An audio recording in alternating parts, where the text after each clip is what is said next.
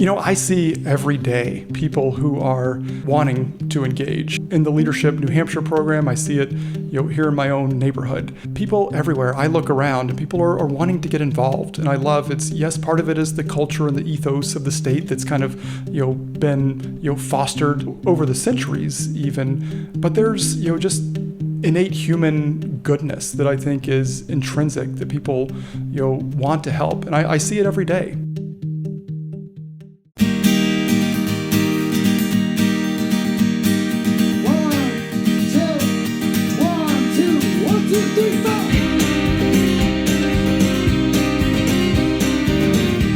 You're listening to Granite Goodness, the show where we interview New Hampshire people making the world a better place. My name is Andy DeMeo, and today we'll be coming to you from Manchester, New Hampshire, in the history book-filled home of Will Stewart. Will is the Executive Director of Leadership New Hampshire and the former Executive Director of Stay Work Play. And today we talk about New Hampshire and everything that is great about it, and why young people leave, and why they come back, and why they choose to stay. We talk about Leadership New Hampshire and its unique and enduring legacy of finding and empowering people to come together and learn and work on the complex issues facing the Granite State, and why Will is an incurable optimist. All this and a bunch of other things on today's episode of Granite Goodness. I hope you enjoy it.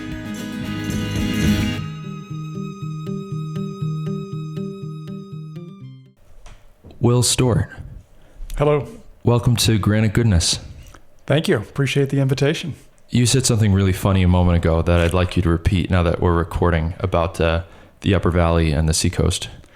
So I was in a meeting recently with an LNH alum, and she told me the difference between the Upper Valley and the Seacoast is that in the Upper Valley they have meetings, in the Seacoast they have parties. And this was somebody from the Seacoast. Figures. Yeah. I'm going to have to relay that to, there's a friend of mine, he has a great podcast called Seacoast Stories. It's just about like the Seacoast area of, New Hampshire, Maine, and Massachusetts. And I think you'd get a kick out of that. I think it's worth sharing. It amused me anyway. Yeah, that's right. That's right. Man, well, I've wanted to talk to you for a while, since the genesis of this whole project, to be frank. Stay Work Play is an incredible organization. I followed them for a while. And, not only that, but we can cover your whole tenure there, and you just started a role at a very cool, very exciting organization that we want to cover. But this is a New Hampshire-oriented show, so we always like to start out by asking people, can you tell me a little bit about your relationship to the Granite State, Will? Well, it started almost 20 years ago. I moved up here in November 2004. And I'm a native Southerner by birth, by raising, and was brought up here like a lot of people come to New Hampshire for a job. And for me, I was in journalism. Back 20 years ago, I took a newspaper reporting job at the Hippo, the alt-weekly newspaper. Yeah. And stayed there a couple of years, but long since moved on from the Hippo. But here in New Hampshire, I remain. That's really cool, actually. I did some research on you. I wasn't aware that you had some original training and experience as a journalist. It's been a while. I have some questions prepared, and often the conversation goes in its own kind of direction, but, I may rely on you to be like, no, that was a good question. That wasn't a good question. Like we can dust off your journalism skills. Well, let's say that's been 2006 since I've been a journalist. So a lot has changed since then, I'm sure. But some basics remain. But I'm probably a little rusty on the journalistic skill set. I don't know. I would wonder.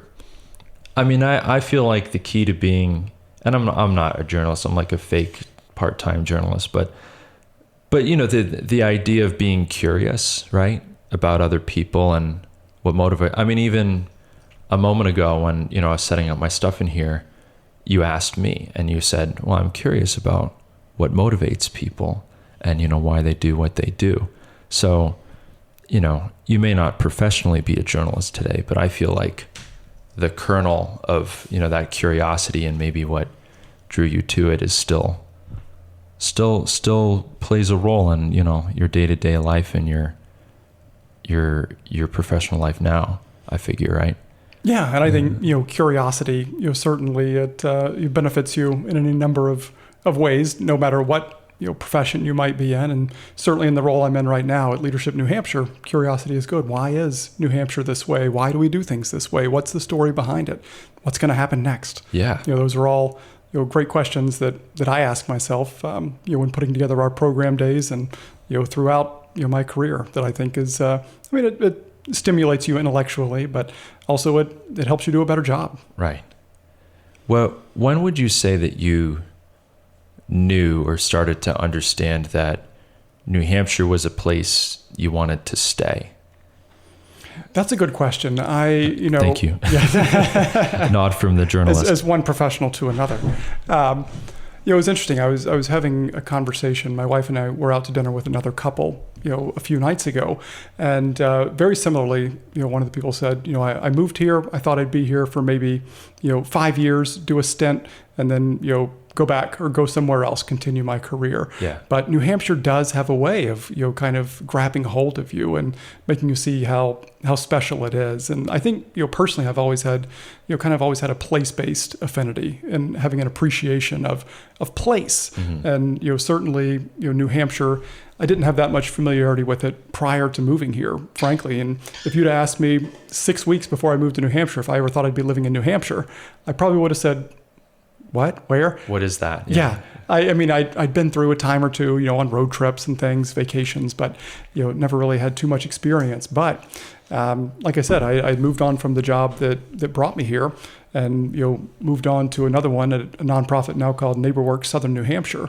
which is all about revitalizing neighborhoods. And journalism is great because it introduces you to a place, and I was kind of a general assignment reporter, so I had my fingers in everything. And journalists like to say, I think that we can talk to anybody about anything for about 10 minutes. It's very wide but shallow right. Depth of knowledge, and so it gave me a great introduction, particularly to Manchester and the surrounding communities. And then my subsequent position at NeighborWorks, really got to do a deep dive and get down at the neighborhood level, and help tenants and other neighborhood residents. And that really, when you contribute your time and energy, or your blood, sweat, and tears to a place, you start to get connected. Yeah. And I think that definitely, it really clicked in there. I saw the difference that I could make, that an organization make, that a few small people in a place like New Hampshire can really make a difference. And to me, that really resonated and just kept fueling me to want to do more, which in turn, I think New Hampshire got its claws in me just a little bit deeper each time. That's right. And then you wake up one day and you said, I'm in too deep. There's no escape. Yeah, and then you're leading Stay Work Play and then Leadership New Hampshire, and here you are. It could happen to anybody, the way you tell it. I hope it does. Yeah.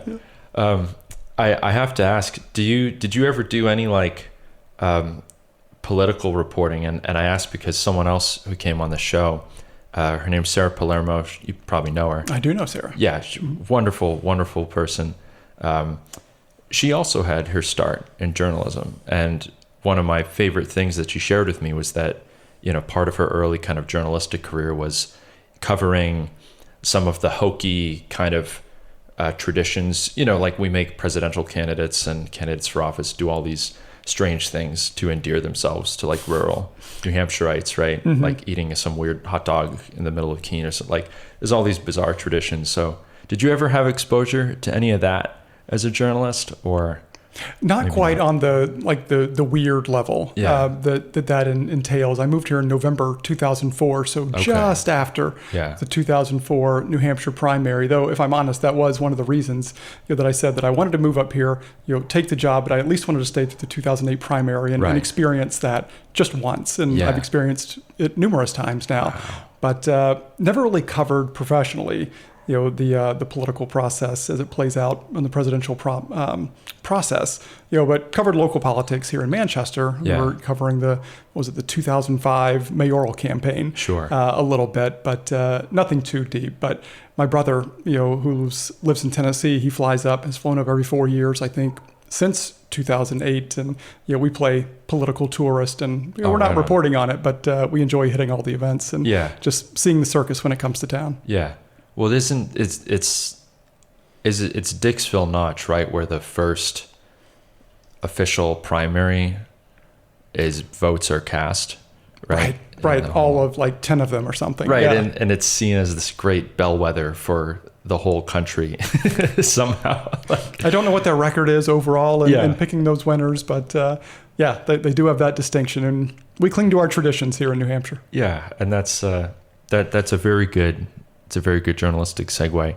I want your opinion on this. I was reading about, well, part of what we do here at Granite Goodness. Hopefully some of the listeners know this, but we round up, good news, positive news stories about the state. And, one of the sections we cover is the economy and like good news and stuff like that. And basically there's been some good economic news. There was some positive stories I put in the newsletter, and I was reading one of them online, and it was like, well, New Hampshire, punches above its weight, so to speak. Right. And I think they mean in terms of its, population, we have a very healthy, ranking in terms of all these things like quality of life and economic opportunity, educational attainment, et cetera, et cetera.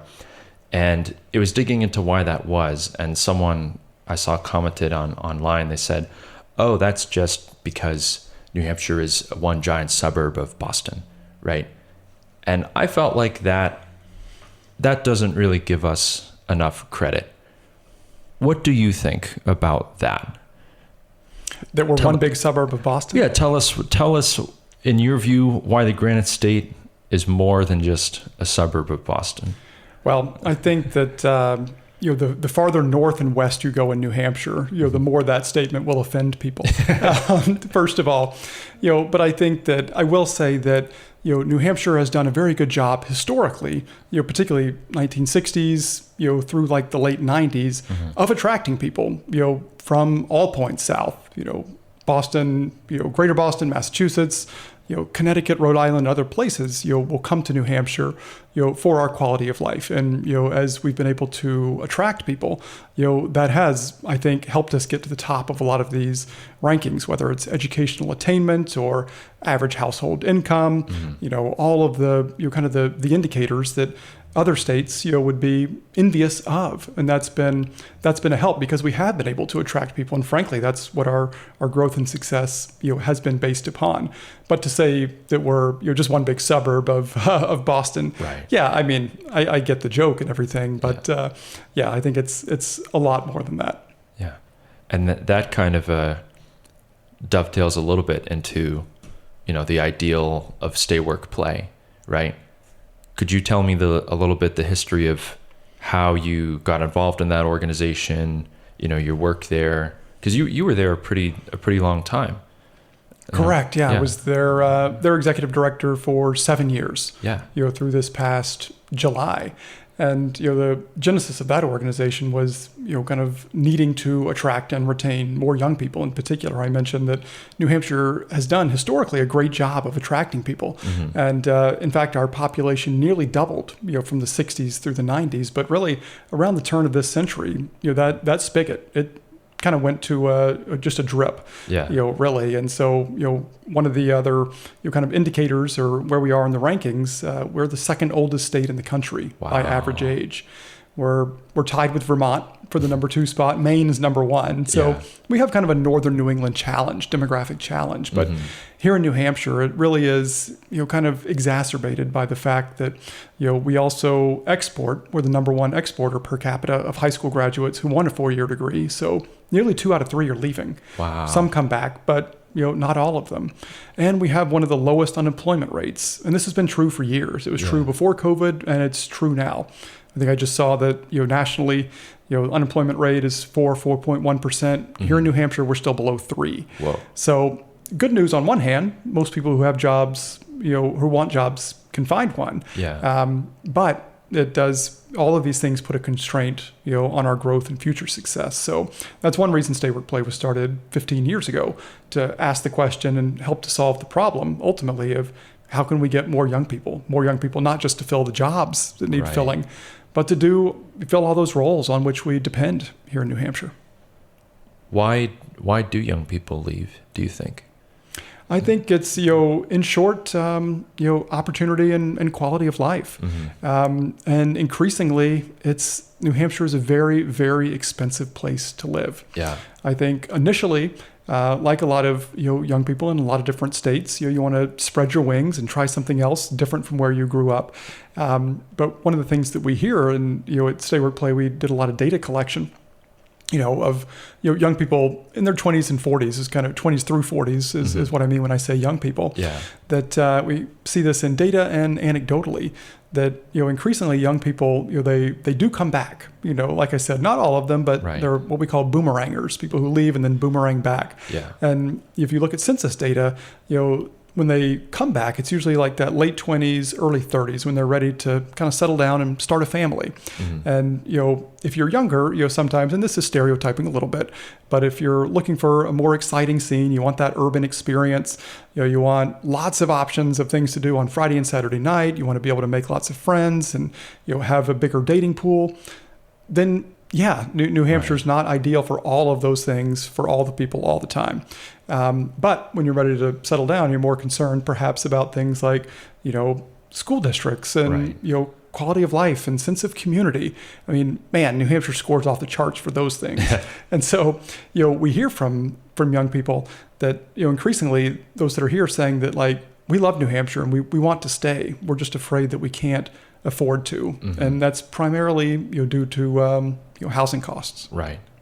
Well, on a anecdotal level, I can confirm I'm in the exact age bracket of the the prototypical Granite State boomeranger, you might say.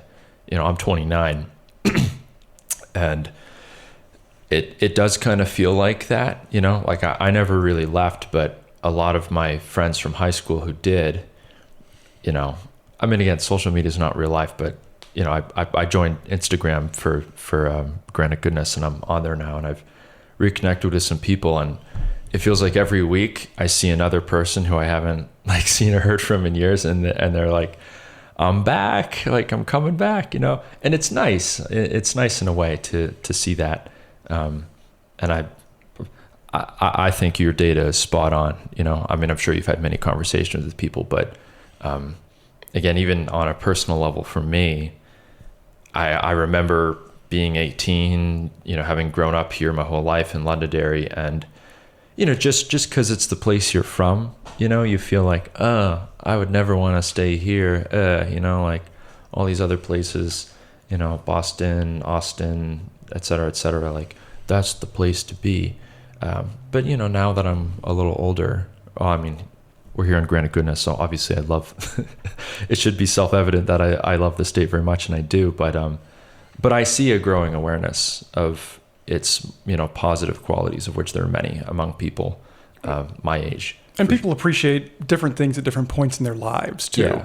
And New Hampshire, like any other place, can't be everything to everybody. Right. And to try and be that is a fool's errand, I think. So Yeah. you're really, New Hampshire's success, I think, is knowing who we are, which is sometimes easier said than done, and then appealing to those who want what we have, when they want it in their life. Yeah. Maybe they don't want it, people don't want it at 21, but at 31, priorities change, Right. For folks. And, again, not everybody, people want, and the beauty of New Hampshire too, is that, it's such a diverse state in a number of ways, not in other ways. Sure. But with regard to like life, types of living experiences too.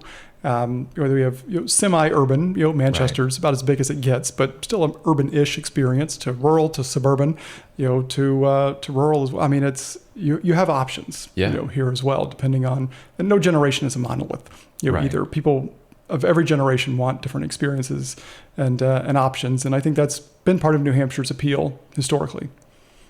I mean, I feel like I live the best life selfishly. I really enjoy living more rurally, in kind of the Tamworth Conway area, and then driving, an hour or so south to Portsmouth for work. It's like, and Route 16 is a nice drive, and so is the route to get here. I came from the Lakes region, and that I think is a part of New Hampshire that a lot of people do appreciate. Everyone who's ever been here, everyone who is from here, you can count on them to say, oh, it's so great. The lakes, the mountains, the beaches, the cities that we have, like they're all quite close. Right. We have that access. Right. And access to Boston too. I mean, I know we like to, here in New Hampshire, we like to joke about Massachusetts and, Boston too, but, being particularly in southern New Hampshire anyway, having that close access to a world-class city and those institutions, I mean, that's valuable as well as having access, you're right, to the mountains and the coast and the lakes as well. So over the course of your tenure at Stay Work Play, what would you say is the work, the impact that you're proudest of, or maybe some of your big lessons? Like I'd love to hear you talk about your time there a little bit more.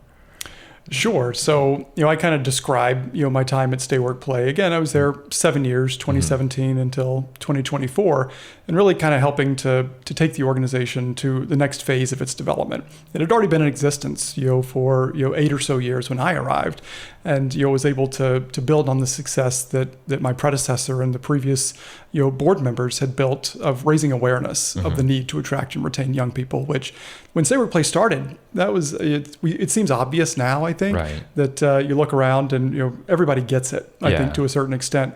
But back then that was not the case. When it started in 2008, 2009, 2010, in that time frame, it was still kind of the height of the Great Recession, and employers could just throw out a job description and be flooded with resumes. Yeah. And that's certainly not the case anymore in most industries and most employers. So just getting that awareness, was a great first step. And then, my task, when I came on board and I was hired, was to, okay, everybody gets it. Now, what are we going to do about it? Yeah. And so kind of, the accomplishments that I'm most proud about are, one, standing up a nonpartisan issues-based advocacy program, and which is based on, another thing I'm proud of starting data collection. Mm-hmm. I mean, it's one thing to be able to look at, census data and see some big picture, right, numbers, but to really get granular and to be able to know why do young people who live in New Hampshire, how do they feel about, any number of quality of life issues, and to be able to target that, in like 5-year segments in different regions of the state. So to be able to know how 30 to 35-year-olds in the Lakes region, feel about, the art scene, right, there, or housing or childcare availability and things like that. So that was, it really helps, paint the picture, and ultimately to move the needle from a public policy perspective, to be able to, have not just the stories, the anecdotal stories, which are super important stories, really do, help, but to have the data to back that up too. And it's a 1-2 combination, that I'm very proud that Stay Work Play kind of took that step, and I'm super excited to see where it goes next. Yeah, that I don't think I knew that about well, a lot of what you just said, but I've heard about the issues-based advocacy thing before. Could you share a little bit more about that part of Stay Work Play? Sure. So, when we did this data collection and really, surveys, of young people in New Hampshire, asking them, what are the issues, what do they like about New Hampshire, and what might lead them to one day leave? Yeah. And, based on that, like I said, housing being kind of the underlying issue, but things like, learning and getting numbers behind, things like childcare, affordability and availability of things like transportation, or lack thereof, about, desire to be close to, again, mountains and all the outdoor recreational amenities, both things that people like and don't like. And, that kind of informed, our at Stay Work Play to be able to go to the legislature, and at local town councils and things too, and be like, hey, the young people in your districts, here's what they're thinking and feeling. Like, we know we need them. Here's the employment data and all the other data. But unless we do things, unless we change X, Y, and Z about how we develop housing to make sure that it's more and more affordable, unless we change things to make sure that if these folks want to have kids, which we want them to have because right, we need more people, yeah, that we need to do a better job of incentivizing childcare facilities and looking at policies as it relates to everything from licensing to where these centers can be zoned. You're really getting into the weeds on some things, but again, being able to have the data. It's not just us saying that we think these are the issues, but we know they're the issues, and that provides, again, added incentive for them to have some cover, to be able to make changes, to ultimately move the needle. But it's a long-term play. I mean, nothing happens overnight either. Right. Well, that's a recurring theme of the show, right? Is that, many issues and problems, particularly if they're new, right? They can feel overwhelming and, even too large to tackle. But the event of progress or the trajectory of it or improvement on any issue, it's typically slow and, unsexy. It might be fair, might be an unfair way to describe it, because many folks who come on the show are deeply passionate about the work that they do, right? But, I think doing regular data collection on the art scene in, Keene or Tamworth or Manchester or Portsmouth, over the interval of, 10 or 15 years, I think that's very interesting, but I can appreciate everyone may not. And utilizing that to get to a place where we can be better prepared to work on problems is pretty darn cool. Although I do wonder, well, like I'm one of these people, I never get surveyed for stuff, and I always wish, like I'm a deeply opinionated person, and I did get one survey in the middle of COVID. Like I actually got this text, from one of the CDC centers from the government, and it was like, how many vaccines did you get? Like how much education? And I was so excited to get, like I never ever get, I'm not on any of these lists or whatever. I don't know how they decide these things. So, for future surveys, you may have to find a way to weight the results, because I can tell you that people in Tamworth are very opinionated about the art scene where they live, and like a Tamworth 10 on I love the art scene may not be the same as a Portsmouth 10, right? Maybe, but I don't know. You could have like a regional. I mean, everything's relative, right? Right. Yeah. Regional weighting. Okay. I would really like to hear you share, how did you, tell me the story of you ending up at Leadership New Hampshire, because that's the grand enchilada of what you do now, and it's such a cool organization.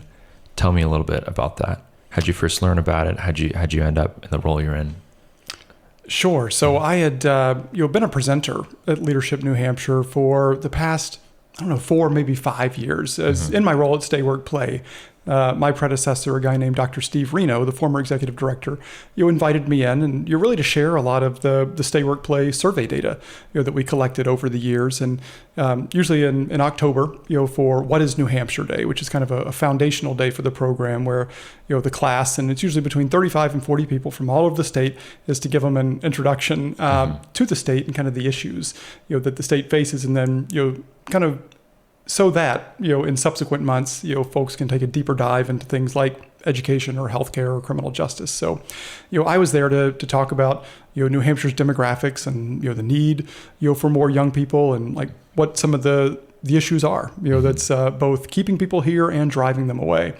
So I had some familiarity with the program that way. I've never gone through it as a participant, but, as a presenter, was able to at least get a limited view of the program. And certainly I've known a lot of alumni who have gone through and have always been, kind of in awe of the program and what it's been able to do, especially because of the need, here in New Hampshire. And for those of your listeners who might not be familiar with Leadership New Hampshire, it's a statewide leadership program, a little over 30 years old. And the mission is to build a community of informed and engaged leaders. And so, we build this cohort every year. It's kind of an application-based program. People from all over the state, all different industries, coming together to really learn more about New Hampshire, what it's all about, the issues, and ultimately putting it into action, how they can get involved to be those more informed and engaged leaders.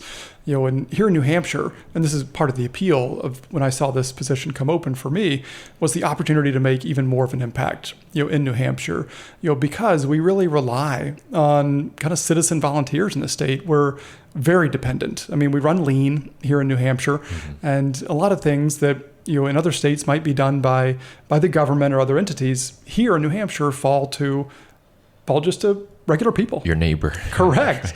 And, we can argue about whether that's good or bad or somewhere in between, and people have different opinions on it. Right. But, that's who we are. And, that's worked more or less well.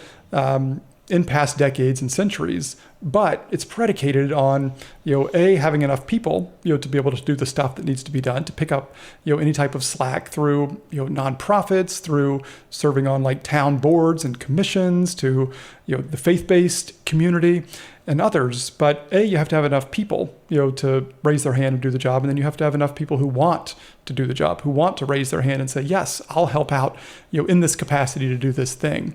And so to do that, you need more people. So when coming from Stay Work Play, that side of things, I was able to work on that. And then, really the appeal here was to do a little bit deeper dive, but perhaps even greater impact, being able to, to help, better inform these folks who are already leaders in their own right in so many different ways in their workplaces and in their communities and families and other instances, to make them to empower them even more, to go out and do even more. Because again, the demographics, at Stay Work Play and other entities are doing their best, to get more young people here and lower that average age. But again, it's a long-term play. And in the short term, and even in the long term, we just need more people, period, but more people who are, who understand, how complex really everything is, and have that willingness and almost that responsibility, to get involved and, take up, shoulder part of that responsibility and burden. Wow. I did once fill a pothole outside my house in Rollinsford. So I'm sure the caliber of people, check mark.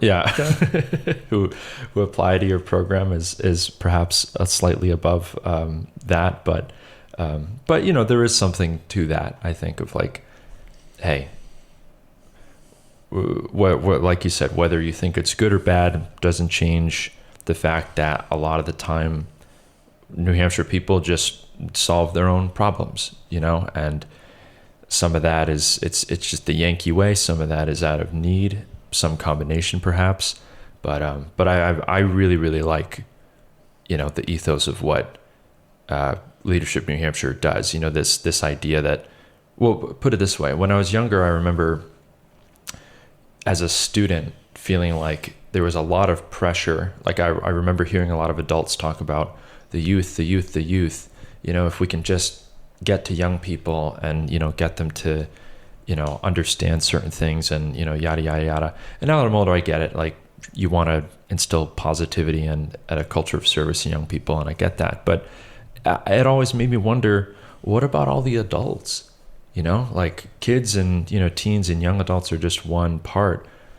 What about like we could be, diverting some of this attention to like empower and inspire and give resources and attention and focus to people of all ages, and I always felt a little strange and, I don't know, bashful and I don't even know, weird combination of things that it's felt like all anyone ever wanted to talk about was empowering the youth when I was like, I don't know, what about like the depressed 40 something, like someone should care about them too. And wouldn't that be a good, like there's a whole demographic of people, and like, we should totally empower young people and then have them grow up and be impactful adults. But like, who's reaching the adults right now? Right. And so, that's, the thing here in New Hampshire, again, not to, beat this horse too much. No, belabor it. I will belabor it a little bit. Thank you. I appreciate the indulgence. We can't afford, we don't have the luxury of being able to ignore, really any segment of the population. So by all means, let's try to inculcate that sense of service, in young people and keep them here so that will play out, over the long term. But that can't be our only, we can't rely solely on that. But there are so many people in so many corners of the state that, that just aren't being reached and aren't being asked. I think a lot of people sometimes they're just waiting to be asked. There are always going to be those who are going to be the first ones, just like they were in school. There's always that kid who sticks their hand up quicker than anybody else. But there are others who are sometimes just waiting. And I think that it's incumbent on us all as communities, as nonprofits, as towns, to be able to reaching those people. Some of whom will come find us, but others that we need to go out and find them too. I feel like, were you that kid the one who raised their hand first? Or was that I mean, you? I don't know. I was probably somewhere in the top third, but I think I made it a point. Probably not. I didn't want to be the first one, and Sure. in some classes more than others. History class, I might have been that kid. Yeah. Math class, probably not. 30th percentile of aggressive hand raisers. That is something I wanted to ask you about, though, right? Of this notion of leadership and kind of teaching it, inspiring it, imbuing people with, with that kind of line of thinking. Obviously, I'm sure it's a combination, right, of people apply to Leadership New Hampshire, but I'm sure many people are strongly encouraged to apply to it as well if you find folks and you think they're a good fit. I don't know, like even because you serve as a leader at this organization, and it's all about inspiring other leaders. You served as leader of Stay Work Play, and I'm sure you've been a leader at many other things. What do you think? Well, maybe the simplest way: are leaders born or made, Will? What do you think? I think they're made. Yeah. I think anybody can lead. Anybody can and should lead. I think there might be some just based on personality, and extroversion perhaps that look or appear to be more natural born leaders because they might be quicker to speak up or say something, or they might be more confident when they do open their mouths and say something. But like, I'm an introvert by nature. I like to joke that I can turn it on. I can be a professional extrovert, but that's not my style normally. So I think it's definitely something that there are skills, but even more so, I mean, skills can be, anybody can learn skills. Attitude, sometimes can be, a little bit more of a challenge, but if you have the right attitude and the willingness, to want to get involved, anybody can. I mean, things like communication and things like, those are skills that can be learned. Yeah. But I think just having that willingness, if you're willing, to lead and want to, then we want you, we need you. And if you're not quite there yet, that's not to say that just because you're not there right now doesn't mean you're not a leader at this point in your life. Or maybe you don't want to be. Not to say that you can't or won't be right in a few years. Was there someone in your life who you felt like was particularly inspiring to you? Like, who are some of the leaders that you've looked up to over the course of your life or career? Yeah, there have definitely been people in industries, that I've been in, that I've, admired, as well as, teachers and faith-based leaders and family members too. And, but all leading in different circumstances and in different ways. And, while you can be certainly a leader in your family, you can be a leader in your neighborhood, in your workplace. And I'll say too that, the people that I think of as leaders, didn't always have the CEO title or the executive director title, right. Or any type of, it's more of an attitude, and sometimes it might feel like an obligation, and sometimes you lead by example, sometimes you lead by words, sometimes you lead both, and people can lead. There's no one way to lead either, so it comes in all shapes and forms, and we need all shapes and forms. You're so good at doing this, by the way. All right, this is the moment I was telling you about. We're almost at time. Is there anything that you really wanted to talk about that you don't feel like we covered? If you could, and I'll make up a question. I'll cut this part out. No, I have to say your the journalistic training here is your trial and error training that you've developed is pretty good. You have a great list of questions. I can't think of any glaring omissions, but I appreciate the question. I could talk to you for 2 hours, but I want to respect your time. All right. Will, could you share a little bit with me, what is some of the work you're most excited about for the future of Leadership New Hampshire? You've come on board, you're an executive director. Tell me a little bit about your vision. Where do you see the future of the organization? So it's right now I'm kind of in listening and learn mode. Yeah. I started a couple of months ago, and we just started our program year, for the class of 2025, which will go through May. So right now I'm listening, learning, kind of how it all works and plays out. I'm talking to a lot of alumni, and there have been more than 1,100 people who have gone through this program. Wow. So that's a huge impact. Yeah. So, I'm talking to as many of them as I can, and other stakeholders, funders, people connected with the organization, and asking that same question: what can and should Leadership New Hampshire do in this next phase of its development? I have a few thoughts, or at least early on, but also I want to hear everybody else's too, because there's no shortage of things that any organization could do.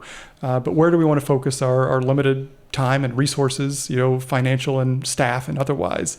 So that's, a little bit to be determined. We're going to be going through our strategic planning process, but I think generally speaking, we want to increase the impact, of Leadership New Hampshire, of the people who are going through the program now, and to see how it plays out and how it can play out in the decades to come. And I do look at this as a long-term play, and I want to better engage, see our alumni again, those 1,100 people, who are all out across the state, like really impressive, talented people, and as time goes on, they're usually in more and more, progressively. Kind of more influential positions sometimes. Some of them are running for office. Some of them are climbing the ranks in their industry. And they have this network of people, the 35 to 40 people they went through the class with and have very close bonds with. But also they're connected to these 1,000+ people. What can we do to better activate these leaders to make even more of an impact going forward? To me, that's super exciting. And I don't think we've begun to scratch the potential of that. So that's one thing that I'm really looking forward to. In addition to really just adding a little bit of fuel in the tank to the program itself and ensure that it remains, as relevant as possible to New Hampshire and the needs of New Hampshire, so that, our associates who go through the program are that much more equipped, to go out and make the change that we need. I like that a lot. You're leading by listening. You're a listening leader. I know some stuff. I don't know all the stuff. I think that's very wise. All right. Well, tell me what makes you optimistic about the future of your work, the future of New Hampshire, or anything. I see every day, people who are, wanting to engage, in the Leadership New Hampshire program. I see it, here in my own neighborhood, but people everywhere. I look around and people are wanting to get involved. And I love part of it is the culture and the ethos of the state that's kind of, been, fostered, over the centuries even. But there's, just innate human goodness that I think is intrinsic, that people, want to help. And I see it every day, people reaching out, asking, how can I help? I see it online. I see it, in my work. I see it in all the circles that I go in. So, it's easy to get down, believe me. And in this age of polarization and, if it bleeds, it leads journalism. And I get it. It's hard not to be depressed, some days. But, I always go back to the old Mr. Rogers, saying of, look for the people who are helping in any type of bad situation, and they're always there. And I see it too. I saw bad news about a business potentially being, kind of evicted via eminent domain coming, and just so many people, were stepping up. How can we help? What can we do? Who do we need to talk to? Is there a GoFundMe page? People just wanting to help. If I ever stop seeing that, then I'll know we're in trouble as a state and as a species. But I've seen no indication that's anywhere near happening. Yeah, man. Well, I'm a big fan of everything you do, your work, and I'm glad I was able to catch you at kind of the beginning of your tenure at Leadership New Hampshire. I think it'd be really fun to have you back on the show, in like a year or two, and we can catch up on how it's gone and all that. But thank you very much for your time, Will. It's been really nice talking to you. And thank you for doing this. This is contributing to, the sense of optimism that people have, and they see what that can be done, and they get that confidence, and you're making a difference by doing this. We're doing what we can. It's really fun. I feel spoiled. I get to talk to all these cool people. It is a joy to highlight all the goodness that is going on, and I think your organization is like type 1A for what Granite Goodness is trying to highlight and celebrate about our state. But yeah, thank you very much, Will. Thank you. Hey there, thanks for spending some time with us, and I hope you enjoyed the conversation. You can learn more about today's guest and how to get involved with or support their work in the show notes. If you'd like to suggest a guest for the show or have any story tips for our Good News in New Hampshire newsletter, shoot me a message at hello@granitegoodness.com. Music for this episode was provided by the band Sneaky Miles, who hail from Newmarket, New Hampshire. Until next time, I'm the creator and host of Granite Goodness, Andy DeMeo. Thanks for listening.